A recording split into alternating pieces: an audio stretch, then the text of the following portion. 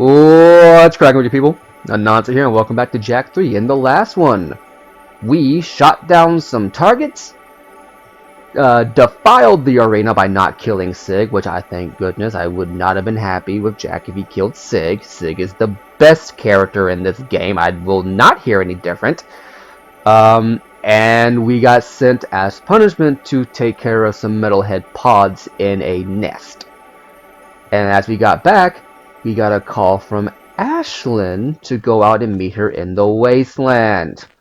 Now, the thing about this is that you are allowed to take any vehicle you want to take that you've already unlocked, barring Sig's vehicle because Sig's already in it.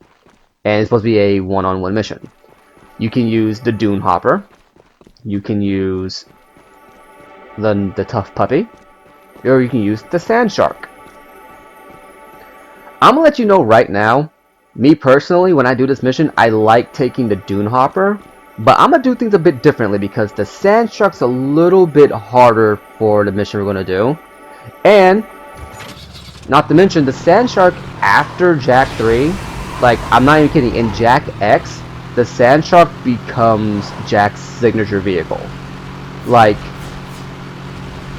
okay, so for Jak X, I'm going to let you know right now, the setting of this is that it takes place in a city called Crash City. And the opening segments show Jak, it's like the opening cutscene shows Jak in the Sand Shark, you know? It's like, Jak likes the Sand Shark so much, he made that his personal vehicle. Which I think is pretty dope. So I'm going to use this one because it just makes sense that this becomes his personal vehicle. Even though you know at the beginning of this adventure, Cleaver says that every single vehicle in that garage area is his, barring two. There are two vehicles in the garage area that are not Cleaver's. You know, we already saw one with Sig's, and another one you can probably guess. I'm not going to say which one it is, but you can probably guess which vehicle is not Cleaver's. And now we're going to be right here. Up, I flipped it.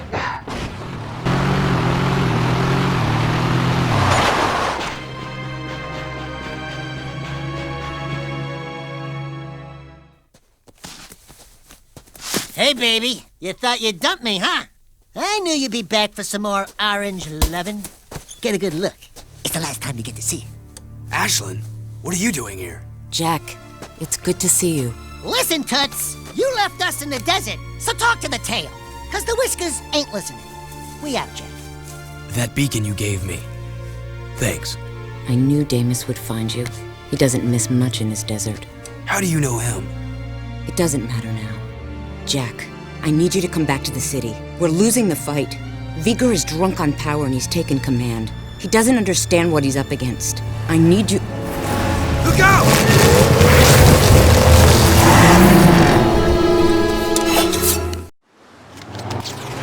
Okay, so now we're going to be dealing with the Marauders.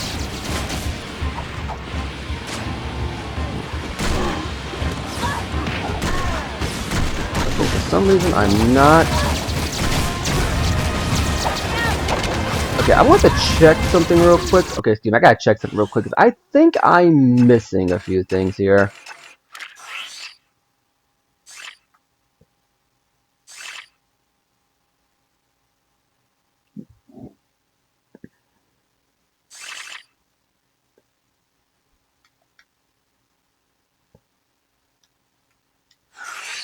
Okay, so no, I'm not wrong. Just not activating it properly. Okay, who's shooting me?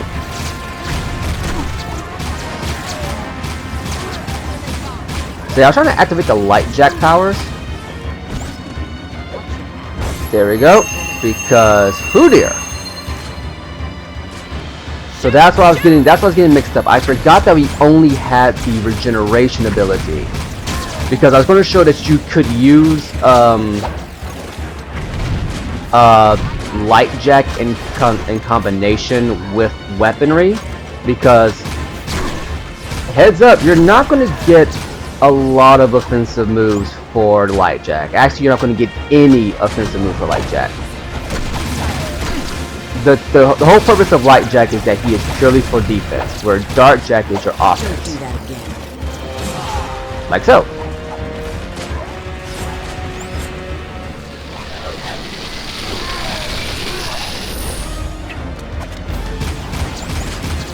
So, yeah, make good use of that because... Look out! Do we still got more? Him.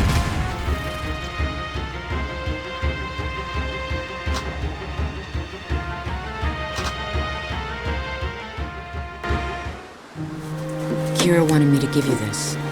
Jack, your friends need you. I need you. The city threw me out, remember? They can rot for all I care. But what about your... Get it! Just leave. I have new friends now. So the hero I knew did die in the desert. Or was it long before that? Don't you remember who you are? I'm through saving the world.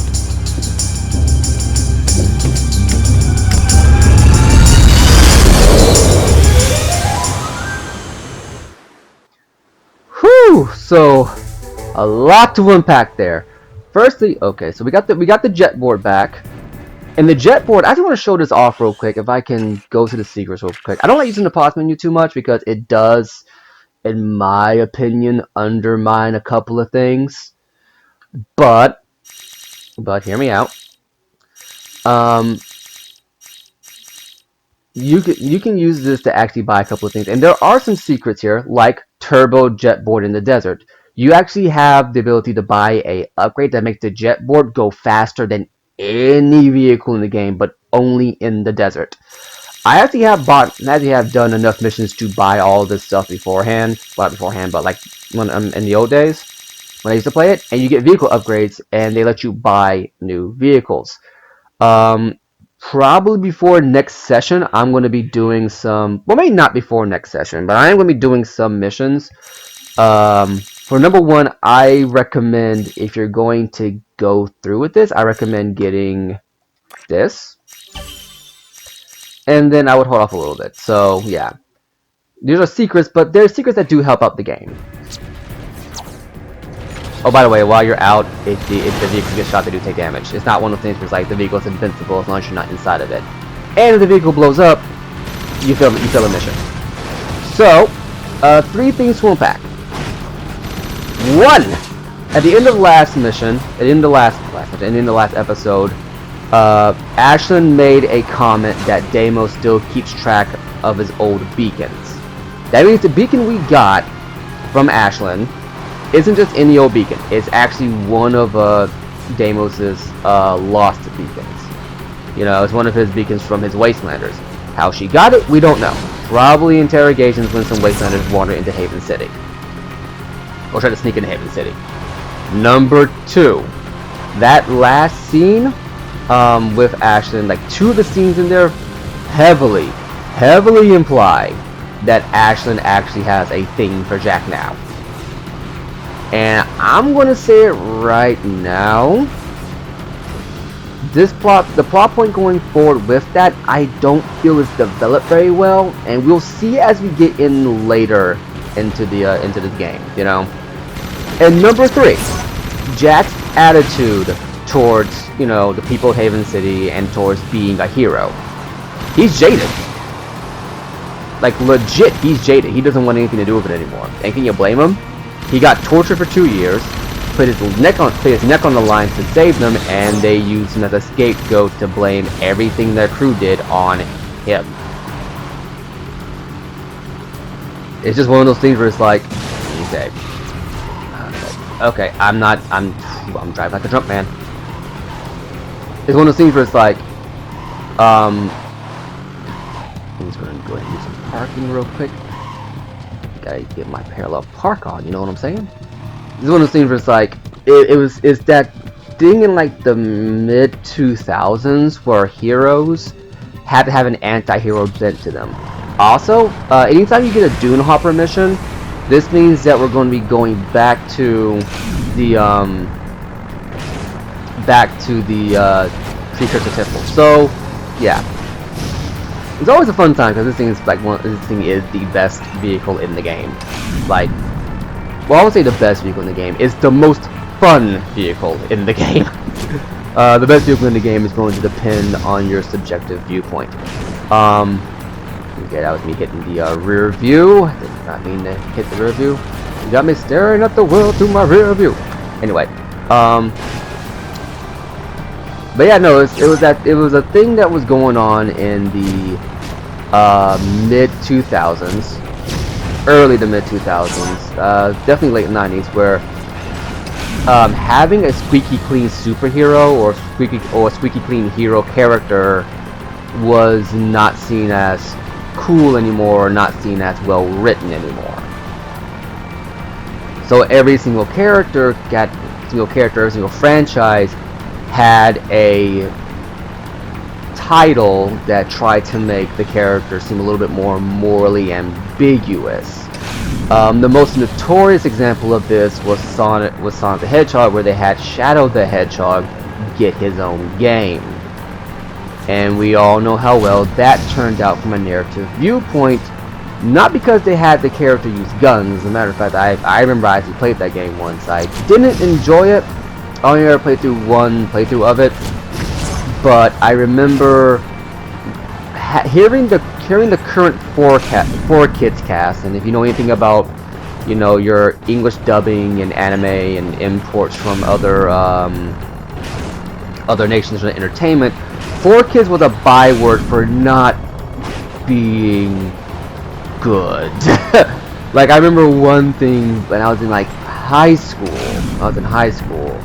They were talking about bringing over Death Note, and in for 4Kids, and in Death Note, there was a character called, I think, called the Shinigami, not to be confused with Bleach.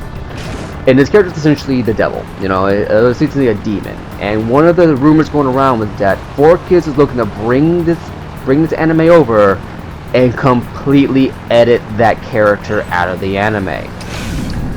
You might think, oh, well, I'm sure not that big a deal. The character was a main character in the story. Like, you could not have the plot of that anime without having, you know, that character. So I don't know what they were thinking with that one.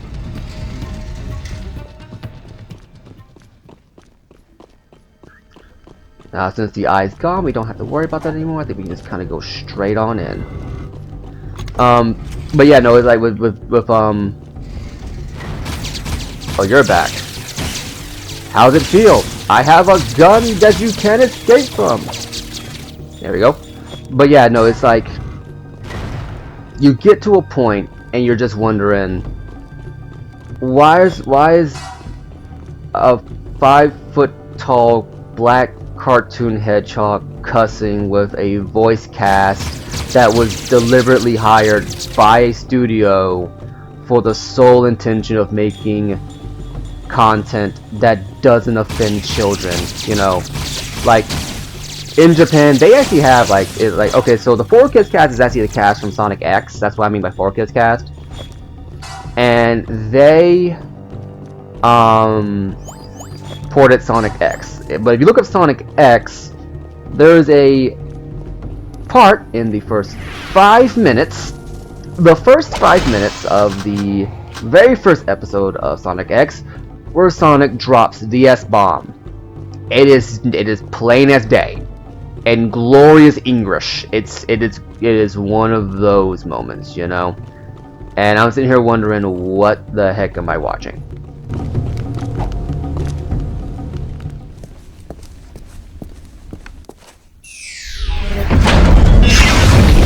Now we're getting somewhere. That's the ticket. How lucky that the Seal of Mar opens up symbols shaped like the Seal of Mar, which is yin and yang. But yeah, no, we had that thing, and that was a big thing going on in like the mid 2000s, late 90s. And in my opinion, I think Shadow the Hedgehog pretty much killed that craze, because you're not going to convince people that Sonic's gangster. You're just not, you know. You can convince them that you can convince people that he's a cool dude with an attitude, but you're not going to convince people that he's gangster, you know. But Jack, it's one of those hard things for me, because Jack, in my opinion, is one of those series that gets the anti-heroes, like the hard-edged superhero with a heart of gold. They're one of the few places that get that one right. Also, good thing Ashlyn showed up because she gave us the 2 things we needed to actually get through this nightmare. So what you gotta do is you just gotta you know, jump through it. And this is essentially your tutorial, your tutorial to get you refamiliarized with using the jet board. Okay.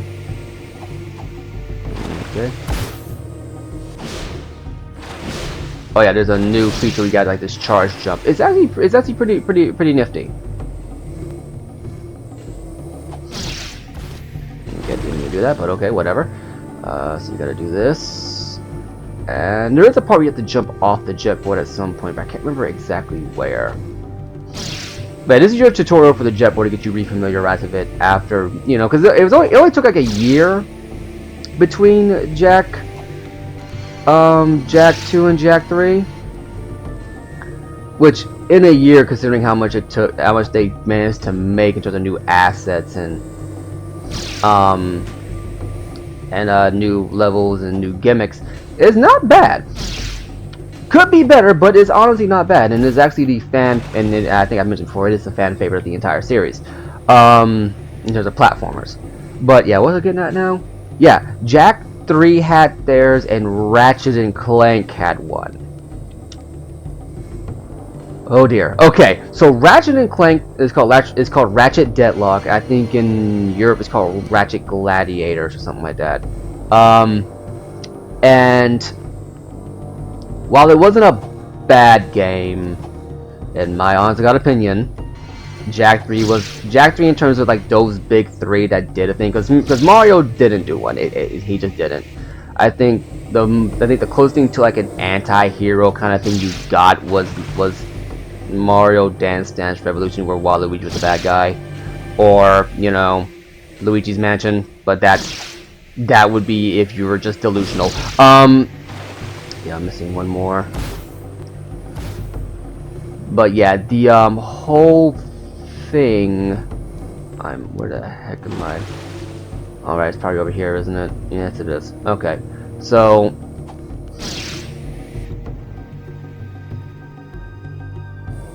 So that whole thing is just, it's one of those instances where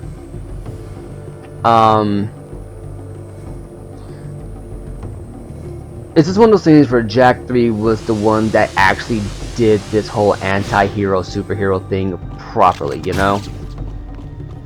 At least in my own biased opinion. I will admit it is a bias. I liked Ratchet Deadlock, I did, but it tried to have its cake and eat it too, you know? It wanted to have a darker storyline, but all the characters were still this lighthearted, goofy nonsense from Up Your Arsenal and Going Commando.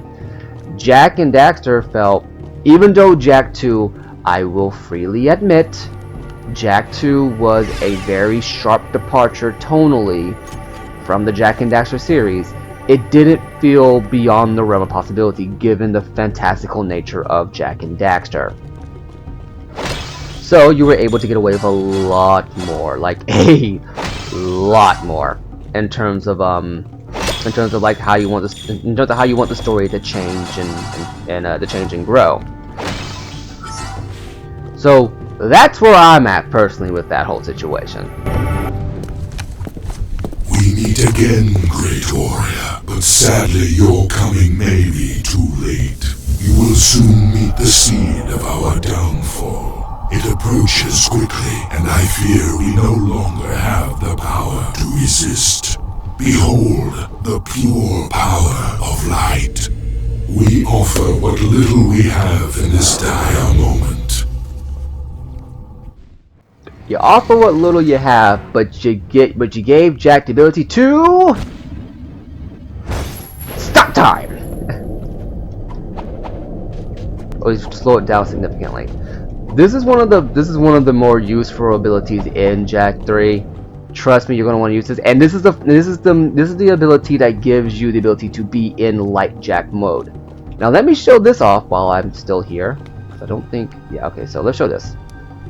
I like Daxter's Zen pose, and it actually shows Jack in a very calm, situation. Forgive his skirt freaking out there. Like I said, HD collection, not completely perfect, but I'm not going to complain too much. But yeah, this is one of those things that really shows, like, and it would be, and this is what I mean by, I didn't mean to do that. I didn't mean to do that at all. Let's go ahead and do this again. Okay, so it does come off like that. Okay. What? Alright. The jetboard has a circle attack. I forgot about that. I hit that circle button instead of hitting square. So yeah, and like I said, you know, this is one of those things where it's one of those things that Jak 3 would have been, in my opinion, perfect from a narrative perspective if they had done a little bit more with the light and dark Jak element. Like, in my honest opinion, I think the light Jak stuff works well. They could have done what they did with Jedi Academy. In Jedi Academy, you are a Jedi in Luke Skywalker's, you know, academy before the Disney buyout where they ruined everything. That's my personal opinion. Don't at me. And you had the ability to pick the light and dark side of the Force. You had 4 light side abilities and 4 dark side abilities. Messed that up, didn't I? And with those abilities, depending on how much of one size abilities you chose to learn, your teacher and Luke Skywalker would comment on your emotional state. So let's say you chose like 3 dark side powers and 1 light side power, they would comment that you need to be wary of that kind of temptation. Like your teacher specifically goes, I understand that temptation, but do try to be mindful when you know, choosing your abilities. Like, do try to be mindful, and that can play out narratively speaking if you give in. And when I get around to that game eventually, I messed up. And when I get around to that game eventually, I will be showing off what I mean by that. But and to be fair to Jak 3, that is mostly just flavor text. With Jak 3, what I'm suggesting is that they should try to have layered it in a bit more, you know? Like, have his dark Jak persona be a little bit more peeking through, you know, where it's like his eyes are a little bit darker, he's a little bit more jaded, and this betrayal by the city and supposedly by his friends, like that's probably the one that hurt the most, is pushing him to be more anti-hero-ish. But when we get to the point in the game where he gets the light Jak abilities, we kind of see a little bit more of that playful Jak and Daxter vibe coming through, you know? And that would have been a little bit more interesting. Oh, by the way, you're going to need light Jak for this. Boom. You find out about this the first time around, and just made it. I love that sequence.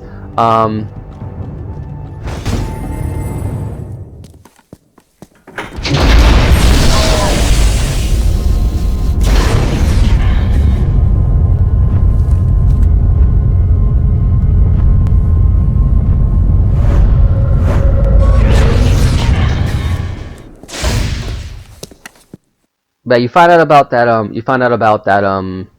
About that sequence first time around when you first fall through the floor and you like, oh, I died. But yeah, no.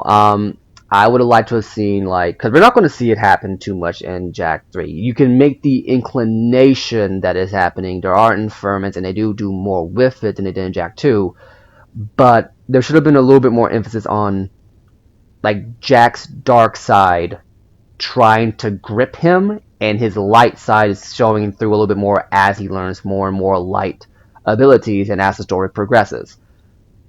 I'll talk more about this next time, because we're a little bit over time and I gotta get around to editing pretty soon. So, in the meantime, I've been Anansi, you've been awesome, and I'll catch you later.